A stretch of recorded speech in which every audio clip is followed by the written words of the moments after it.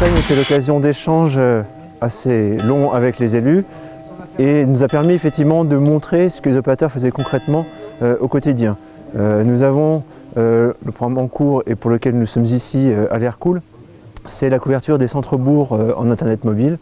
D'ici à juillet 2017, 3600 communes du programme Zone Blanche seront couvertes en Internet mobile.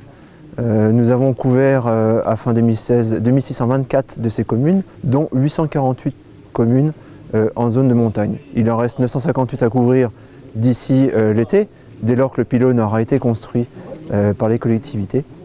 Et donc nous cherchons effectivement à concrètement montrer sur le terrain l'avancement. C'est un immense plaisir pour le maire que je suis de pouvoir marquer symboliquement à l'Aircool l'accès à l'Internet mobile en inaugurant le site multi-opérateur situé juste au-dessus du village.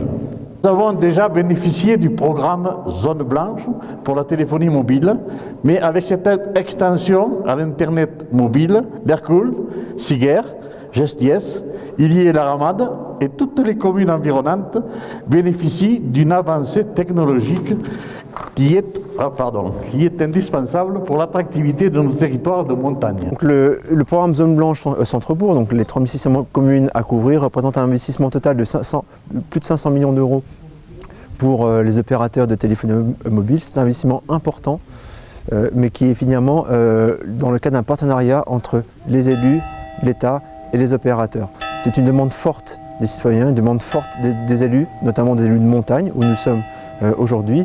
Et c'est pour les opérateurs le moyen de démontrer leur engagement en matière de couverture du territoire. C'est effectivement de l'Internet mobile qui est pour l'instant en 3G, qui sera un jour en 4G le temps que les technologies soient prêtes pour le programme Zone Blanche. C'est un élément important pour la population, notamment dans ces zones où l'Internet fixe est généralement absent, où nous sommes effectivement très loin des répartiteurs et donc le seul moyen pour les personnes d'accéder à Internet est le réseau mobile. C'est donc effectivement un élément important pour les opérateurs que de connecter ces populations.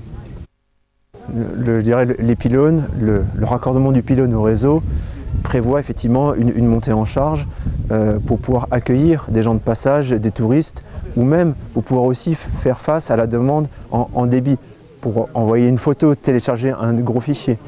C'est effectivement l'enjeu aussi de mutualiser entre l'ensemble des opérateurs ce réseau, ce pylône, ces antennes, pour pouvoir après mutualiser ces moyens et donc offrir un service de meilleure qualité aux usagers. Parce qu'il n'y a pas de rationalité économique à mettre 4 antennes, 4 pylônes, et donc les 4 opérateurs partagent leurs équipements, ce qui permet effectivement d'abaisser le coût d'installation de ces réseaux, notamment en zone de montagne. Et c'est un effort que nous allons continuer, y compris en zone de montagne, jusqu'en juillet 2017 pour les centres-bourgs. Et nous continuerons au-delà des centres-bourgs à équiper de manière mutualisée des plus petits sites, ce qu'on appelle de la micro-couverture par exemple. Le site de la grotte de Niaux, qui se trouve dans les environs, sera équipé avec un site multi-opérateur pour couvrir cette zone spécifique.